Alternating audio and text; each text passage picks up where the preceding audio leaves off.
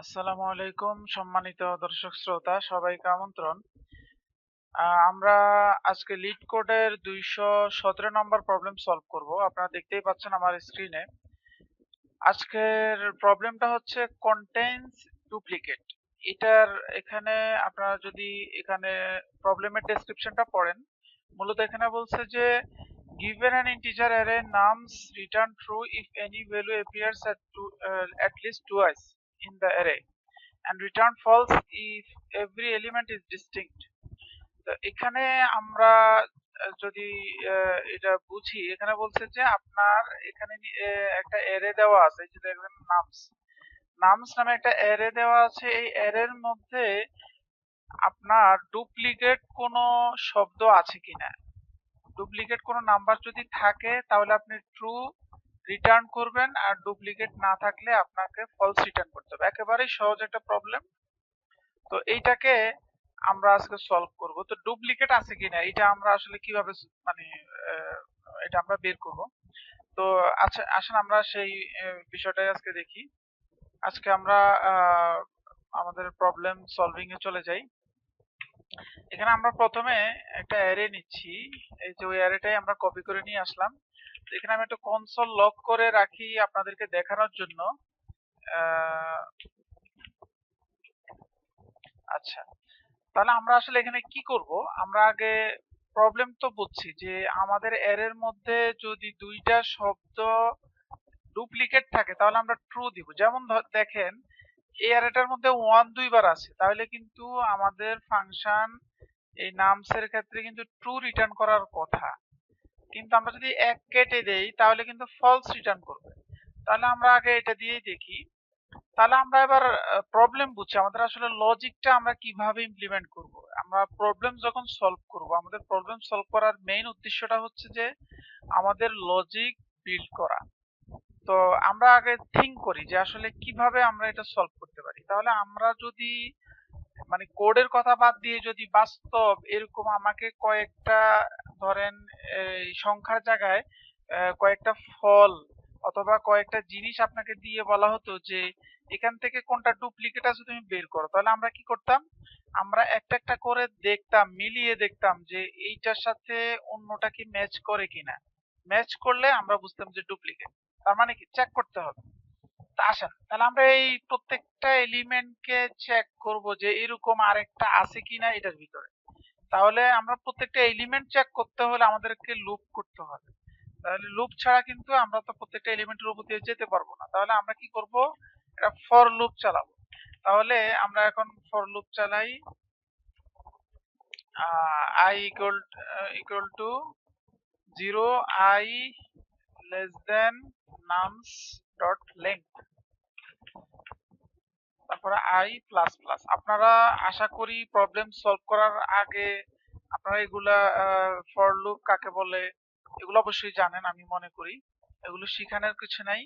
এগুলো না শিখলে তো আসলে প্রবলেম সলভিং এ করা যাবে না।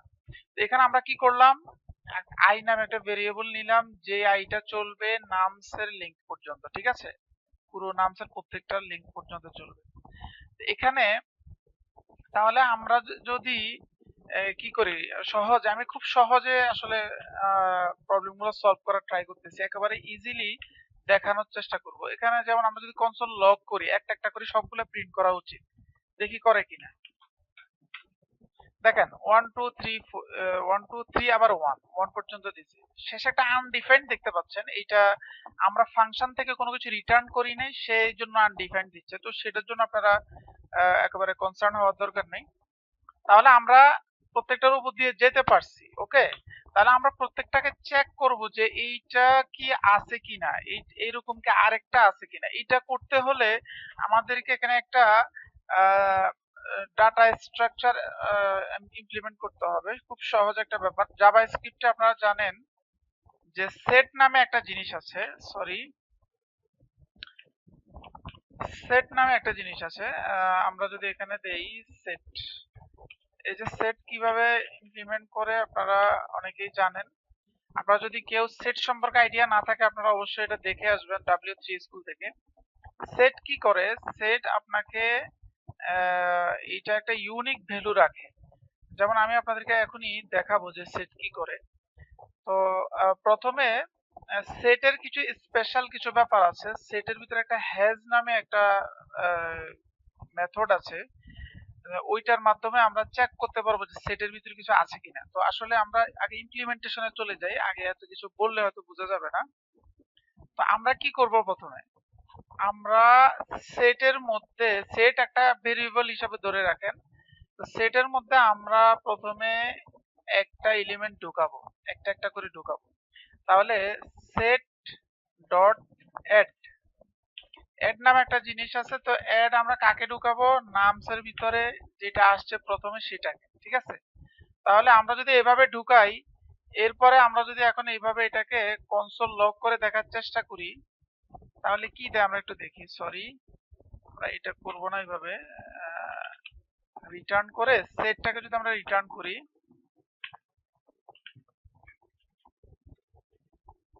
তাহলে আমরা এখানে কি দেখবো এটা একটু দেখি। আচ্ছা দেখেন, এখানে সে কিন্তু 1 2 3 দিছে। তার মানে সে কি করে, সেট, আপনি যখন সেটের ভিতরে কোনো একটা অ্যারেকে রাখবেন তখন সেট ওইটার ইউনিক ভ্যালুগুলো দিবে, বাকি যেটা ইউনিক না সেটাকে বাদ দিয়ে দিবে। ওকে, তাহলে আমাদের 1 2 3 দিছে। চিন্তা করে দেখেন, এখানে কিন্তু 1 2 3 পরে আরেকটা 1 আছে, 1টাকে সে বাদ দিয়ে দিছে। তাহলে আমরা সেটের ভিতরে আমাদের প্রত্যেকটা যে লুপের মাধ্যমে যেটা আসবে সেটাকে সেটের ভিতরে রাখতে পারি। তা আমরা কি করলাম, প্রথমে রাখলাম একটা সেটকে। তাহলে যখন আপনি লুপ কি করে, একটা একটা করে ঘুরে, তাহলে প্রথমটা ধরেন 1, সে 1 এর উপর দিয়ে আসে। আমরা কি করলাম, এই 1টাকে ধরে সেটের ভিতরে রেখে দিলাম, ঠিক আছে। এটা প্রথম কাজ করলাম। এবার আমরা যেটা করব, আমরা এখানে একটা চেক করব যে, সরি আমার এখানে একটা কিবোর্ডের শর্টকাটের একটা কারণে একটু কিবোর্ড সমস্যা করছে। আচ্ছা, আমরা এখানে সেটের মধ্যে একটা হ্যাজ একটা ইয়ে আছে।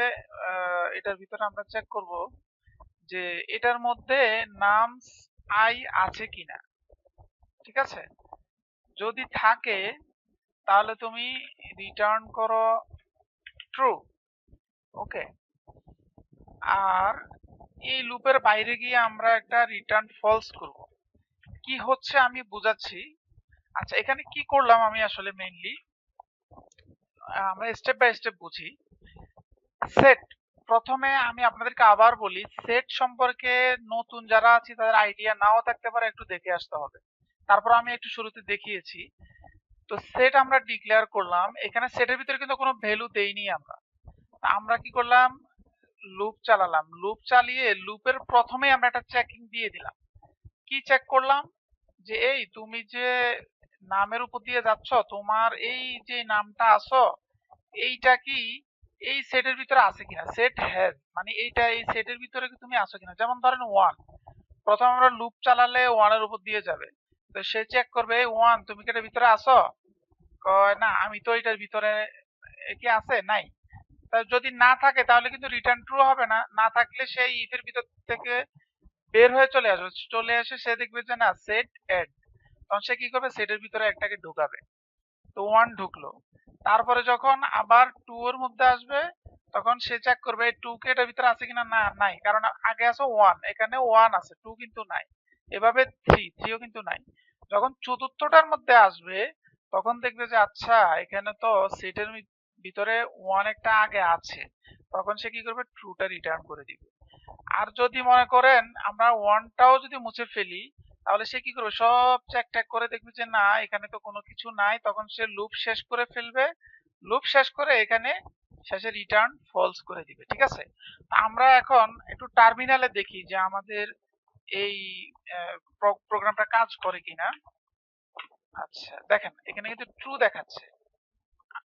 আমি যদি এখানে 1টাকে বাদ দিয়ে দেই, তাহলে এখানে কি দেখায় আমরা একটু দেখি আবার। দেখেন এখানে কিন্তু ফলস দেখাচ্ছে, কারণ এখানে কিন্তু ডুপ্লিকেট নাই। আমরা আরো একটু চেক করি। 4 দিলাম একটা, আরেকটা 4 দিলাম, আমরা 4 দিলাম। দেখি এবার সে কি করে। 1 কিন্তু কেটে দিছি, সে কিন্তু ট্রু দিছে। তার মানে আমাদের এই প্রোগ্রামটা কাজ করছে।